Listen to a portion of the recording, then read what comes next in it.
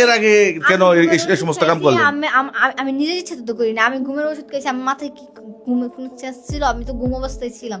আমি টের পাইছি তার মাস্কটা পর্যন্ত আমি ছিঁড়ে রেখে দিছি। এই যে মাস্ক, এটা তার মাস্ক।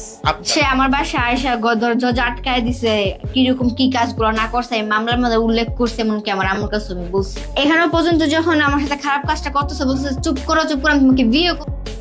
ঘুমের ওষুধ খাইয়ে প্রিয়াকে ধর্ষণ করেছে টিকটকার বিপি ইমরান। এবার এই কথা জানিয়েছেন প্রিয়া। ভিউয়ার্স, পুরো ভিডিওটি দেখে অবশ্যই আপনার মতামতটি জানিয়ে দিন। বিপি ইমরান আর প্রিয়া খানের ঘটনা এবার নতুন মোড় নিয়েছে। এবার প্রিয়া খান যে কথা বলেছেন তা শুনে অনেকেই বিস্মিত হয়েছেন।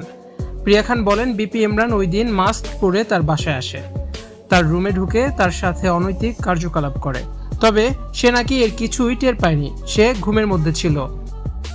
এমন একটি স্টেটমেন্ট দিয়ে সমালোচিত হয়েছেন প্রিয়া খান। বিপি ইমরান তার বাসায় আসলো, তার রুমে ঢুকলো, তার সাথে খারাপ কাজ করেছে, সে কিছুই টের পাবে না?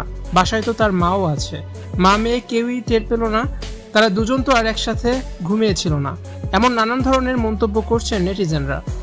প্রিয়া বলেন, তার রুমেই বিপি ইমরান এই অঘটন ঘটায়। ঘুম ভাঙলে ইমরানের মাস্ক টেনে তিনি ছিঁড়ে ফেলেন।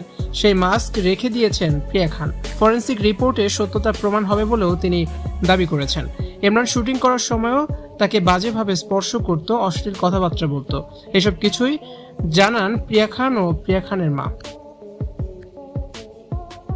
তবে অধিকাংশ নেটিজেন বলছেন প্রিয়া ও তার মা হানি ট্র্যাপে ফেলেছেন বিপি ইমরানকে, আর ইমরানও সেই জালে ফেসে গেছে। এদিকে ইমরান ধর্ষণ মামলায় গ্রেপ্তার হয়ে এখন কারাবন্দী আছেন। স্বামীকে ছাড়াতে না পেরে কাঁদছেন তার স্ত্রী সুমাইয়া।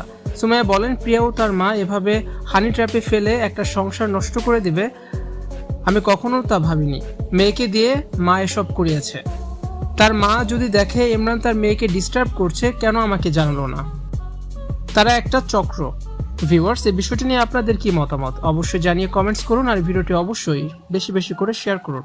ভিডিওটি দেখার জন্য অসংখ্য ধন্যবাদ।